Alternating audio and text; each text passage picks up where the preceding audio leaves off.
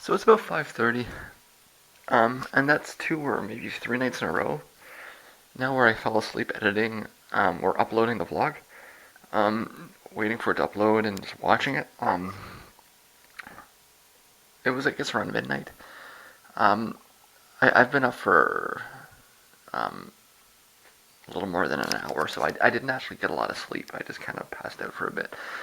But I am up. Um, that means I didn't finish anything else last night. Um, I'm actually going to start the day with a shower.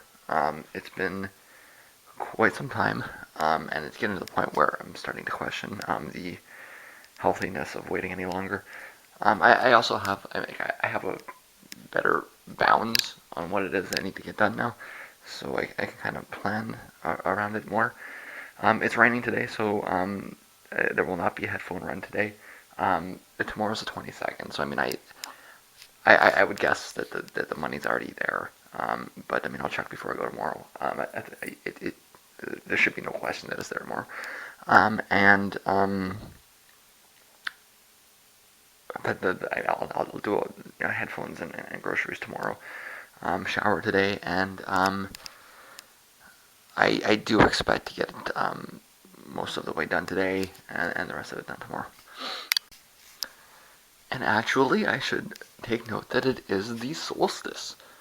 Um, I'm no pagan, so I'm not going to do a dance or light anything on fire. But it is nice that the days will start getting longer again. Um, that is something to be excited about, as well as the apparent lack of winter. Um, see in Canada the beginning of winter is actually halfway through winter, so and because the days start getting longer at the beginning of winter, it actually often ends up warming up after the beginning of December, or sorry, after the beginning of January. Um, the cold snaps that we'll get are going to be dependent on wind, more so than decreasing sun. Um, it's the cold that's up there. The fact that we have no snow at all here, and it's going to be like 10 degrees for the next week and a half, indicates that it's winter's going to have a hard time establishing itself here. I don't really think we're going to get a winter here. I mean, of course, this depends on what you call winter. Um, we have this nice temperature system here in Canada, where water freezes at zero, meaning that it's very easy to start thinking of winter in terms of degrees that are below zero, as that is cold. It's less than positive, and therefore cold, and therefore winter. It's a very useful psychological tool, and it often tends to roughly work itself out that way. That being said, because Canada is so cold, we fairly frequently get temperatures around zero or a little bit below zero, fairly early in the fall and fairly late in the spring. So um, merely being zero is not really winter. Um, Winter is more when it gets below -5. Now I know that that's maybe arbitrary, but that's the temperature that is required to maintain snow on the ground, which is really the way to define winter, I think, here in Canada. It's if there's snow on the ground, it's winter. If there's not snow on the ground, it's not winter. Even if it's -15 on an overnight blow through, um, no snow, not winter. So when I say that I don't think we're going to get winter this year, that's really what I mean. Is I don't expect to get any snow cover this year at all. I think that if that was going to happen, it would have already happened at least considerably to the north of here. And they can't even, I mean, if they can't get the lakes to freeze, they can't get a snowpack, it's just not going to be cold enough for it. Which doesn't mean it will never go below zero, which is, like I say, the one way to measure it, but it does mean that any snow that falls will not accumulate. Um, for example, right now it's raining. It is the first day of winter in Canada, and it's raining. Um, it's unusual, but like I say, I'm glad that the days are getting longer, and I could get used to 10 degrees in December. That would be nice. Um, I'm gonna get to work. Um, I've been getting into my Christmas presents early in the morning for the week, and staying out of the Christmas present for the rest of the day. I followed that pattern again today. Um, I'm sure that pattern will no doubt break a little when I actually finish what I'm doing. But for right now, I'm back to being alert, and we'll get to work now. It's what time is it? It's a little after 10. So it's 12:30, and I have my weather change stomachache. Um, Only way to deal with that is to lie flat on my back. So that's what I'm gonna do for a little bit. I'm still playing with Mom. I've outputted 8 different outs, and I'm gonna do ABs on each of them. They're just there's 3 different EQ possible, 3 different tracks with EQs I don't want to take off and on. So 2 to the 3 is 8. It's just each of the possibilities. Um, I want to check for each ones first, right? So I'll check for the out that I have. Compare that with the drums through either the drums just on their own or the drums for the master, and then with the bass. And then the other one, well, actually, it's just the 2 of them. The other one is just the master itself. So, I mean, the bass is. I've already done enough testing, and I'm pretty sure I'm not going to tell any difference on the bass. I'm going to double check, but it's mostly the drums, and it's just a question. When I say the drums also includes the synths. So, what I'm thinking is that if I reset the master, or what I've determined so far is that if I reset the master, then I get a little bit of a higher sound, and if I reset the drums, I also get a little bit of higher sound. So if I reset them both, then it builds and I get a much teenier sound. I don't want the teeny part on the. I don't want teeny drums where there's no synths, but where there are synths, I do. And I actually isolated the section with the synths, ran it through a notch filter to get the synth part out and boost that up. So like I said, I've got all 8 possibilities there. I need just to play around with them, pull out which one is the best. I'm thinking that I may end up cutting the drums so that I get an extra, or even moving the master EQ over to just the synths.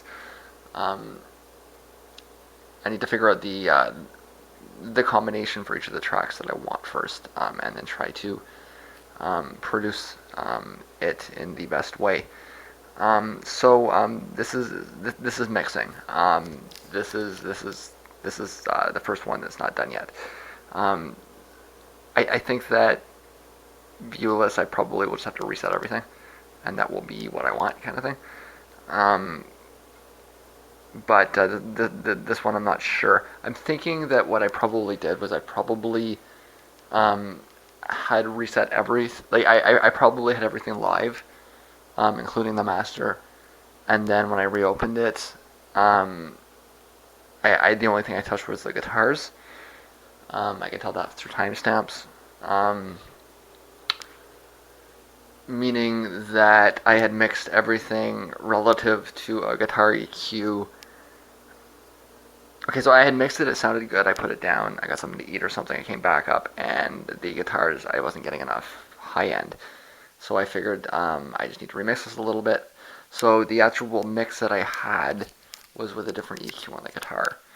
And I had modified it in order to get a higher sound out of it. So if I just reset everything, I'm going to end up with the guitars too high. And on top of that, I think I actually kind of might even like parts of the drums a little bit lower. So it's it's really second guessing decisions I had made, and that's fine. I had spent a little bit more time on this track, so there's a little bit more room for error and a little bit more room for tweaking. It's the same thing with viewless. I actually spent a long time on viewless, so it's not going to be simple to do that. And same thing with schizoid. I think that the last track, suicide, was actually just it was just run off in one session, so that one will probably be quicker. But this is tweaking. This is remixing, which means I'm actually back to working rather than just verifying that I'm getting the right sound. So it's taking a little bit longer than I wanted, but it's all positive. And it's whenever the weather changes, often accompanied by a rainstorm, which is what we're getting right now. We're getting a 15-degree boost in temperature.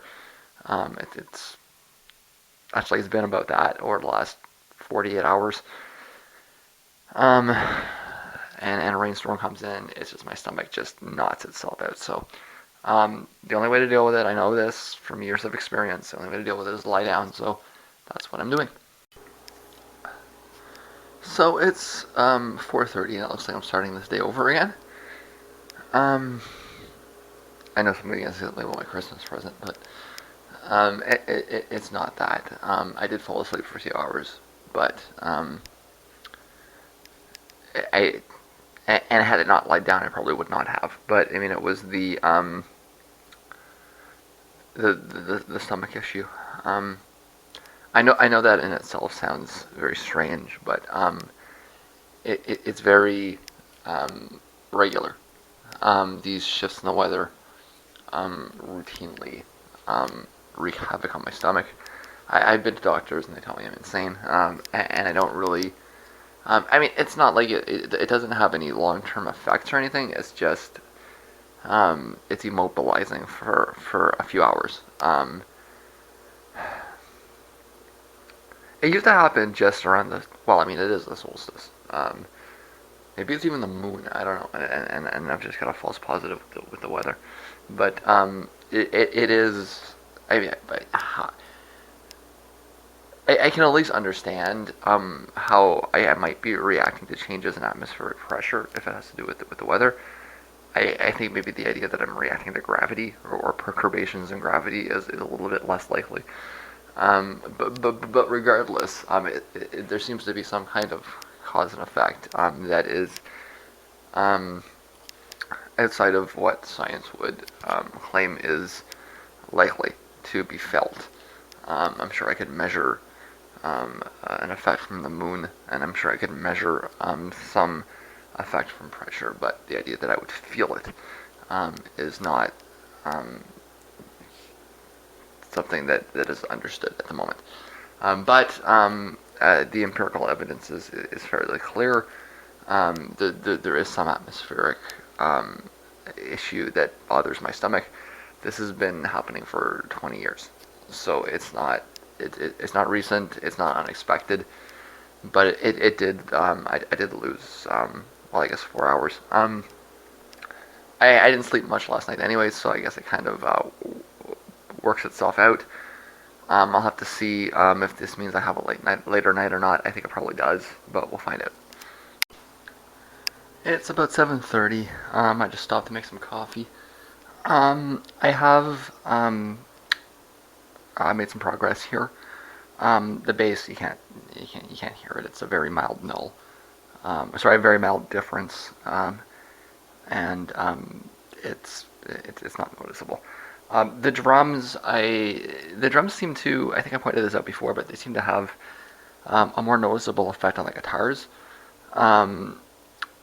It seems to be that something's interacting with the compressor, with the slightly different EQ, and it's giving me a harsher sound if I don't reset the drums on the guitars. But at the same time, the parts that don't have guitars sound better with it not reset. So I'm pretty much concluded that I'm going to have to cut that in half. I'm just testing right now to see if if I want to reset the EQ on the master. Like I say, it seems to give it a bit of a higher boost, and that's a positive with the synths. Resetting simply the drums doesn't seem to make a difference on the synths. And then I want to check to see with the compounded effect. Do I still get the funny guitars with the compounded effect? Does the compounded effect is it necessary um, for the synths to really get the sound that I want? And it's got to be really bright and um, stabby, I guess. Stabby is not like a violent term. It's stabby means like I guess brass stabs is the right concept, but it's more of an ambient synth whoosh. Just kind of interstellar sounding, almost spacey, but very warm. Um, I initially really liked the juxtaposition with the vocals and the synths, but now that the vocals are out, all that's left is the synths, and I really got to make it, pull out that space rock sound, which is also fairly interesting in terms of being a precursor, because as I aged, space rock became one of my preferred genres to explore. There's a lot of stuff that's broadly, I use the term blender rock because it's just all kinds of different diverse influences mixed all up. But space rock is, if I was to pigeonhole it in a specific place, space rock would be as good a space as anywhere else. But I mostly wanted to stop here and talk about the weekly update. I stated last Monday that I was going to be bringing things in on every Monday, once a week, to reconstruct the studio here, which is still apart. What I've learned over the last week, though, is that I need to be certain about the headphones before I bring anything in at all. And if I get a set of headphones and it's stable, I might just go ahead and bring it all in. But I'm thinking I probably won't. I kind of like the idea of doing this on a weekly basis, and I kind of like the idea about being sure. So right now it doesn't make any sense to bring anything in at all. The headphones, presuming the check goes through, and it's probably already gone through. I haven't checked yet. But presuming that is the case, I'll be approaching that with a new set of headphones, either tomorrow or the next day. I want to get rough mixes of everything done by tomorrow when I go. So this will be not more than a few more hours, and then there's 2 more tracks, and I'll get something up for Schizoid by the time I go, just so that I can close the record. I'm gonna have to go over everything with a fine-tooth comb, just to make sure, but I want to have pretty much set in stone by the time I come up with new phones. So it just doesn't make sense to bring anything else into the room right now. It seems to be pretty stable, but it seems to be pretty obvious that the interference is coming from way outside the apartment, and I need to be clear that about that before I see any use in bringing anything else in. So that's why there's not going to be anything there today, and probably won't be anything. If I do this, I'll wait until next Monday.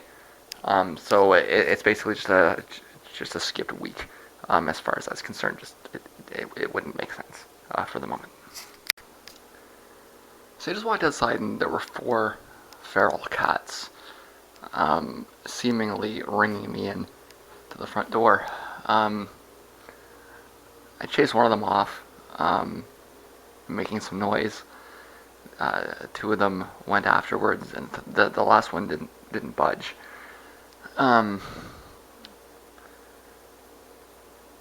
But the fact that they stood there and they stopped and they looked at me, it was like a pack of lions. I think that the feral cat thing is, I know people like pet cats and stuff, But these aren't pet cats. They look like pet cats, but when you're dealing with animals that have been outside of domestication for multiple generations, as these ones no doubt have, then they're no longer the same animal as they were previously. You can explore this by looking at a dog and a wolf. Dogs and wolves are the same animal. They can interbreed, or broadly speaking, anyways. Um, the, they're genetically considered to be in the same species. Um, Dogs are listed as a subspecies of wolf. Even that is really just down to arbitrary human classification. There's really no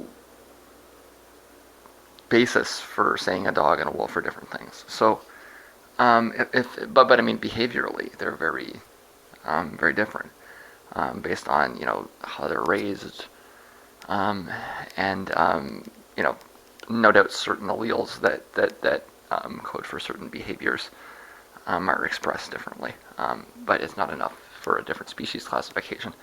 And one could extrapolate that if you let feral cats run around, they will develop wild instincts that are useful to them. I'm not aware of any situation of a colony of cats attacking anyone. But had I played that situation differently, I think I could have very well been jumped. And I mean, one cat, you might get scratched or something, get treated for rabies or whatever. One cat probably is not going to cause you a problem. Two cats probably are not going to cause you a problem either, although you might come out of it a little worse for wear. Four cats that are all trying to get you at the same time could be, I mean, you've only got two hands. And if they can get around you, they can jump. So I mean it's not an entirely ridiculous concern. And like I say, when I walk out there and I see them seemingly attempting to encircle me, it's cause for concern. I mean, I don't. The solution might be that, I mean, we need a cull. I know that a lot of people are going to get upset by that, but they're obligate carnivores. Our cities don't have a lot of food for them to eat, and we're just waiting for them to get violent. There's not another option. I mean, I don't like killing things. I'm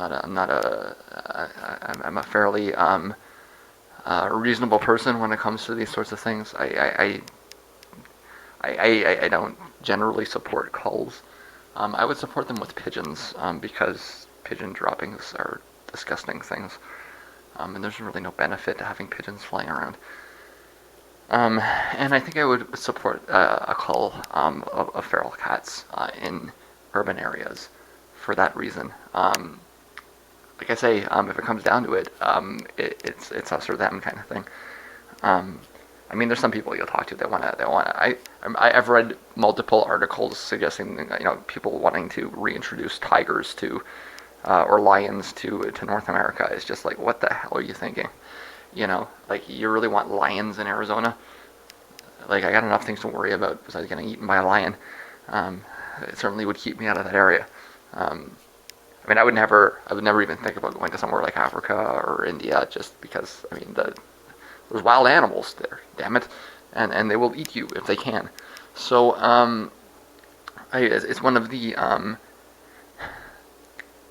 it may seem like a culture shock to somebody from somewhere else in the world, but I mean, there's not any. I mean, if I go up north, there's bears, and there are wolves. There's some evidence that there are some cougars around here, but I mean, broadly speaking, and despite my paranoia, there's not really a reason to be concerned about being eaten by wild animals here. Maybe I'm living in a bubble, but I kind of like that, and I would not have a clue as to how to adjust to a reality where there are wild animals roaming. there's little question the society would react to that. So I mean, I know it seems deceptive. They're just cute little kitty cats. They wouldn't harm anyone, but that's not true. And there's only so many birds and squirrels they can eat. Squirrels are hard to catch. I'm probably if you've got 4 or 5 cats, I'm probably easier to catch than a squirrel is. That's the actual truth of it. So it's like I say, I'm not aware at the moment. I may be projecting a fantasy into the future. I might be suggesting a solution to a problem that doesn't exist. But I've been made to feel uneasy by these cats more than once, and I don't really like that. I think something should probably be done about it. So it's about 9:30, and I've decided to stick with Mom the way it was. The only really thing that the only thing that was driving me to change it after listening to the various different combinations was the fact that the beginning part of the guitars in the beginning part of the song seemed to sound better when I reset the drums. That is something that will happen if you give more or less space to a different instrument by cutting or increasing another one. It's just I mean, that would actually be wave interference that was going on there. But what I noticed is that the better sounding was actually a consequence of a little bit of remaining interference that was coming from the headphones. The guitars are very buzzy, very well, it's like if you took a big fuzz and you play and you just rolled the trebles right up. So it's just it sounds like radio static. The guitars do, and that's by design, right? So I wasn't totally hearing the interference acting on the guitars because the guitars are very buzzy. Anyways, and I think that's an issue that I might have. Was that a egg? Yeah, I don't want to leave eggs lying on the floor like that. It's a bad idea. Yeah, so I had mistaken it for that, and when I really jiggled the chords good and I really got all the interference out of it, I actually came to the conclusion that the version that I had sounded better because see, what I was hearing was that when I reset the drums, the guitar sounded clearer, and I assumed that that had something to do with the reason I had that mix in the first place.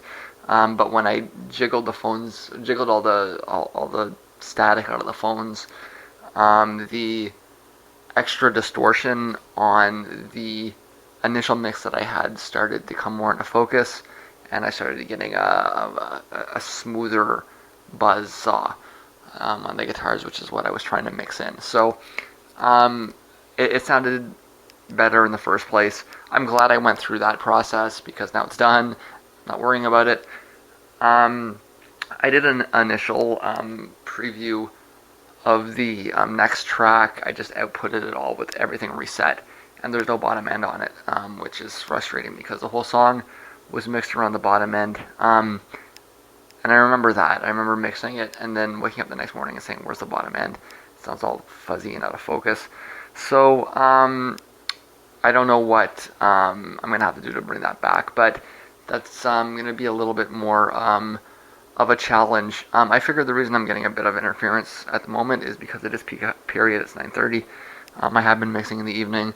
And like I said, the Timfly makes it way better, but I still probably should be mixing on off hours, at least for the next 24 hours until I can bring some phones back. So I'm going to get something to eat to tie my time over, get my vlog for the day up, and get back at this track in a few hours.